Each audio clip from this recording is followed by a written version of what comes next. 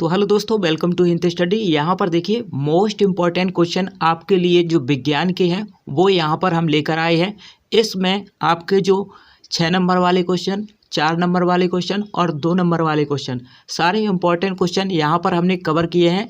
ये क्वेश्चन आप देख लो, यहाँ से आपके क्वेश्चन पूरे फंसेंगे। ये वादा रहा, एक एक क्वेश्चन यहाँ से पूरा फंसा आपका विज्ञान के पेपर में आपको देखने को मिलेगा। तो इस वीडियो को ध्यान से देख लेना बच्चों, ठीक है दोस्तों। तो देखिए दोस्तों, सबसे पहले आप देखोगे क्या, ओम का नियम बार बार परीक्षाओं में आता है, इस बार भी आएगा, ठीक है, बिल्कुल आएगा। देखिए ओम का नियम सबसे पहले आपसे 6 नंबर का या फिर 4 नंबर का पूछ लिया जाता है, तो आपको कैसे लिखना है। देखिए सबसे पहले आप क्या करोगे, जर्मनी वैज्ञानिक, कहाँ के वैज्ञानिक, जर्मनी वैज्ञानिक जॉर्ज साइमन ओम ने ही ओम का नियम दिया है, इसलिए आपको यह नाम याद रखना है। कहाँ के वैज्ञानिक हैं, ऑब्जेक्टिव क्वेश्चन में भी आपसे पूछा जा सकता है कि ओम का नियम जो है वो किसने दिया और वो कहाँ के वैज्ञानिक थे। तो इस तरीके से आपको याद रखना है, जर्मनी के वैज्ञानिक थे, कौन थे, जॉर्ज साइमन ओम।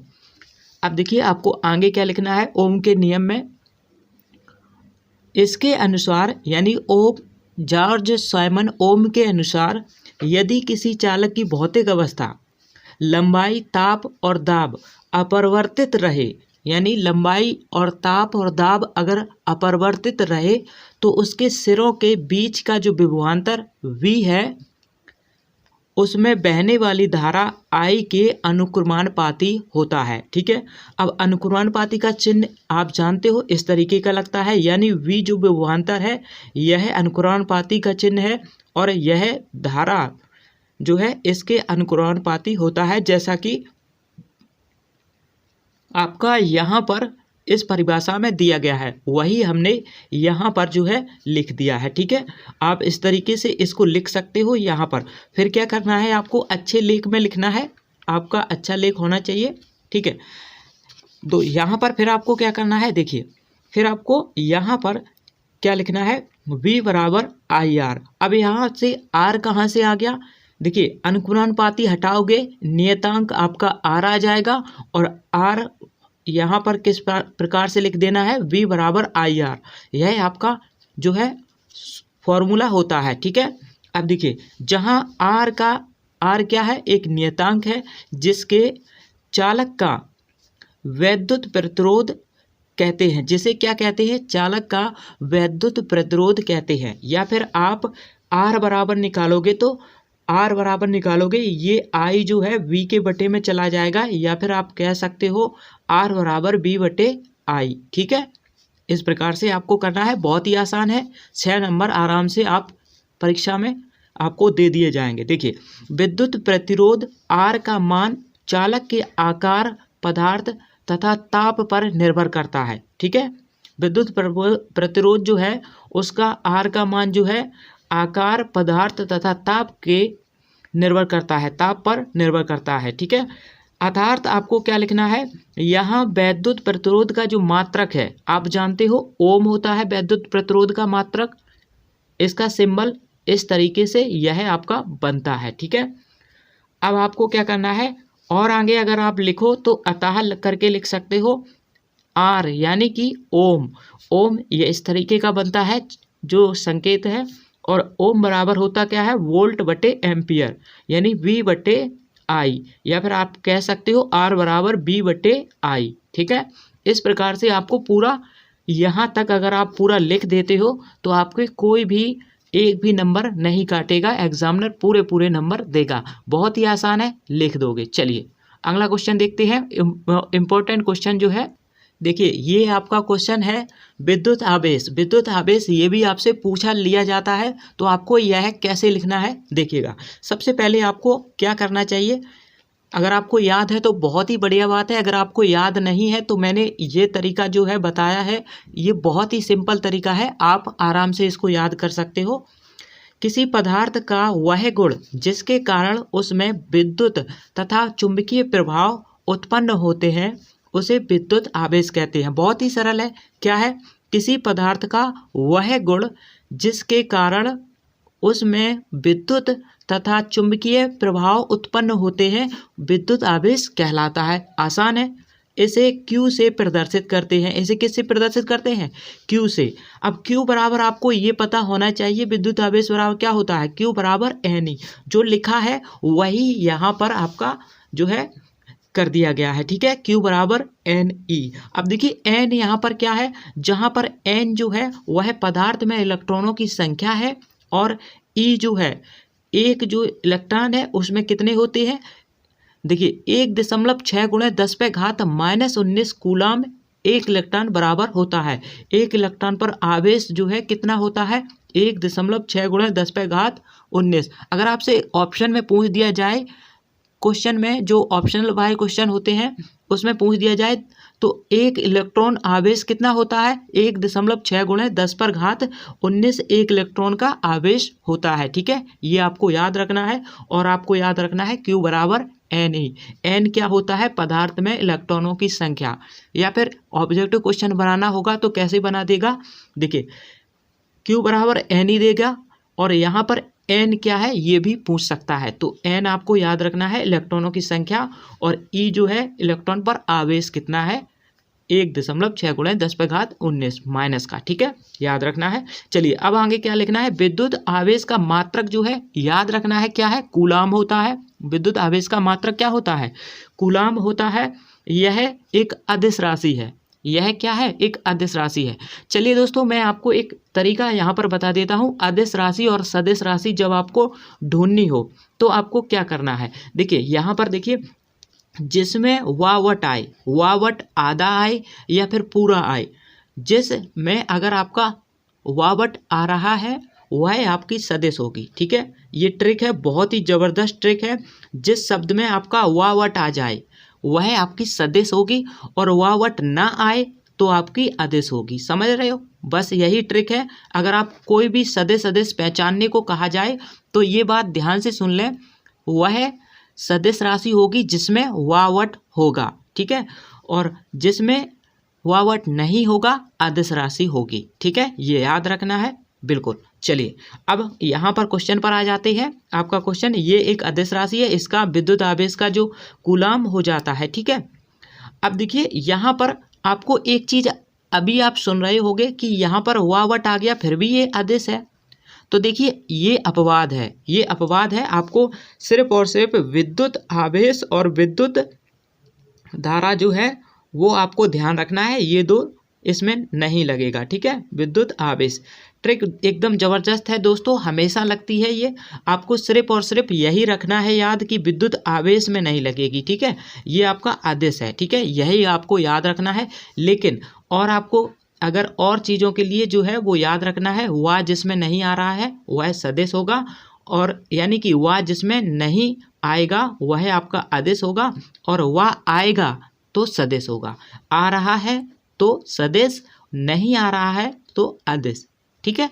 चलिए यहाँ पर ये अपवाद था, इसमें वावट है लेकिन यह आदेश है, इसलिए आपको ध्यान रखना है, ठीक है। चलिएगा अब देखिए हम क्वेश्चन पर चलेंगे, अच्छे से समझिएगा। ट्रिक मैंने इसलिए बता दी आपको, शायद कहीं पूछ दिया जाए ऑब्जेक्टिव क्वेश्चन में कि सदिश और अदिश राशि कौन सी है, तो वावट दिखे तो आपको सदिश वह लगा देना है, ठीक है। अगर वावट ना दिखे तो आपको अदिश लगाना है, ठीक है, याद रखना है। लेकिन ये जो है विद्युत आवेश, ये अपवाद होता है, यानी ये आपका आदेश होता है, याद रखना है, ठीक है।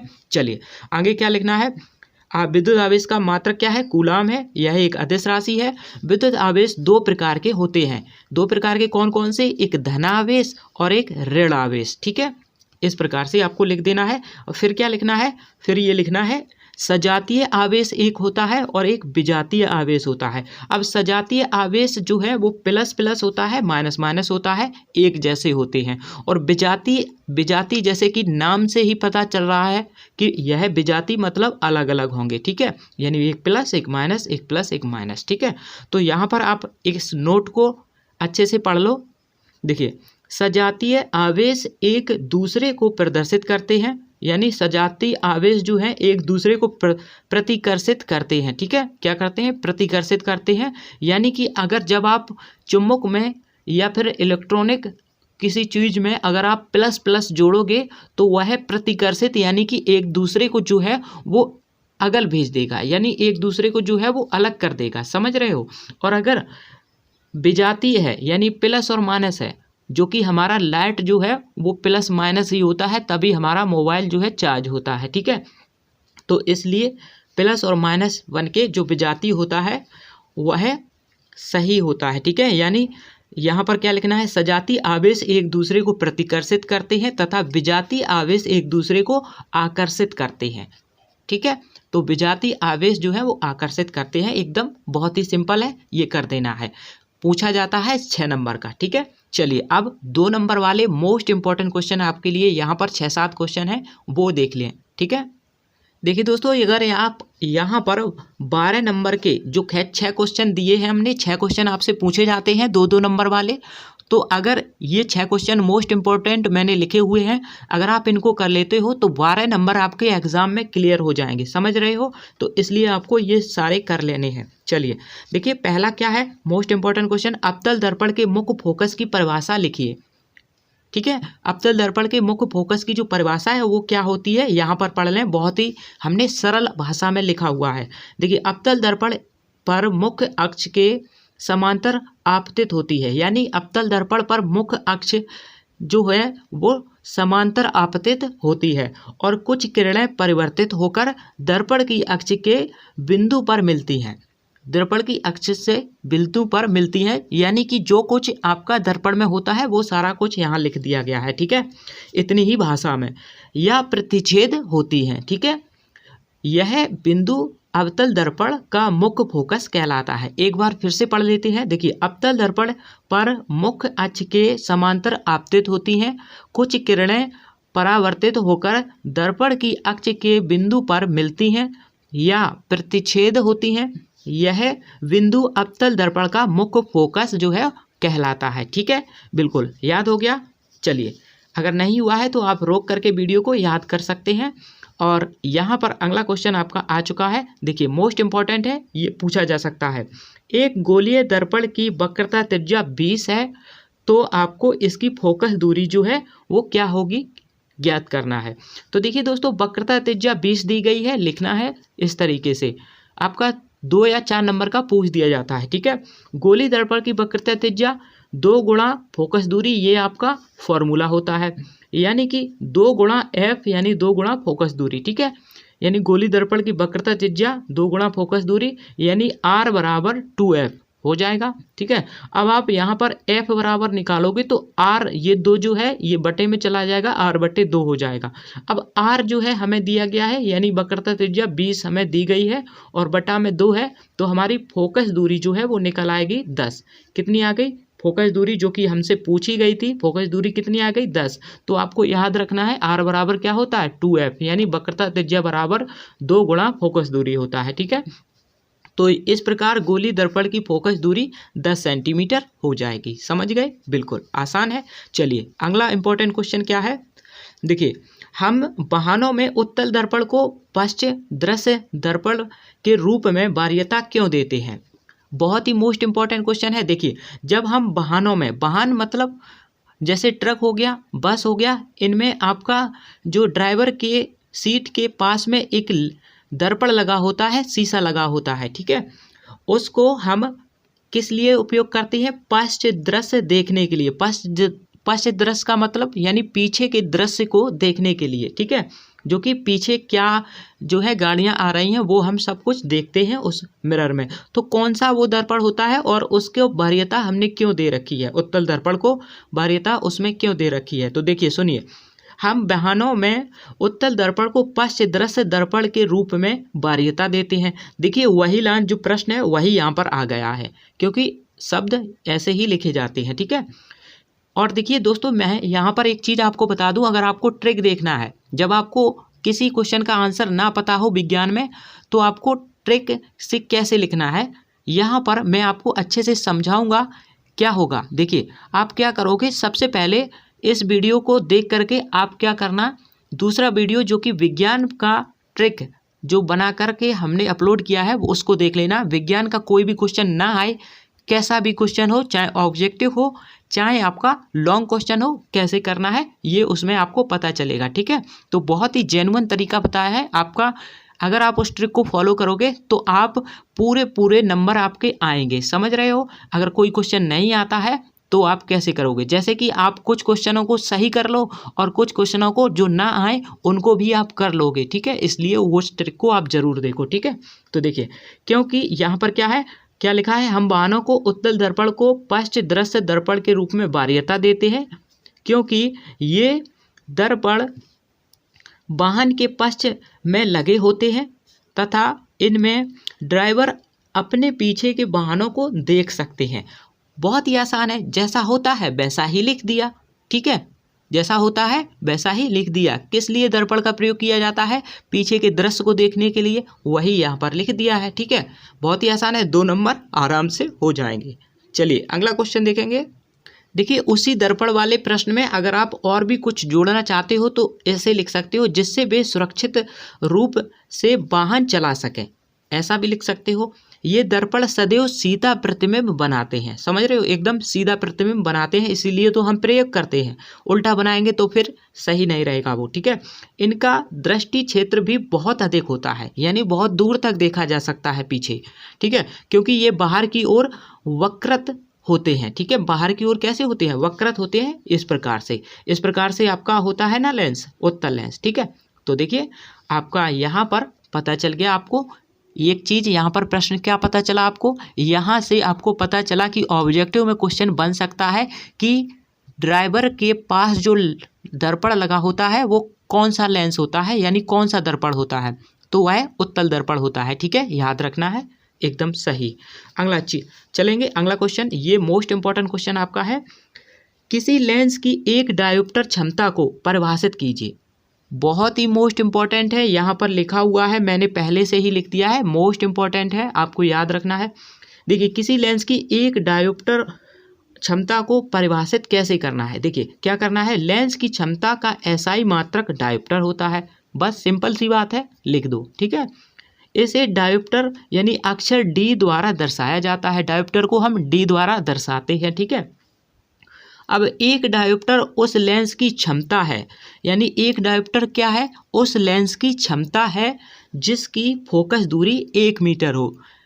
तो देखिए, एक डायोप्टर क्या है, उस लेंस की क्षमता है जिसकी फोकस दूरी 1 मीटर हो, बिल्कुल इतना लिख देना है और आपका उत्तर जो है एकदम 2 नंबर पक्के हो जाएंगे, ठीक है।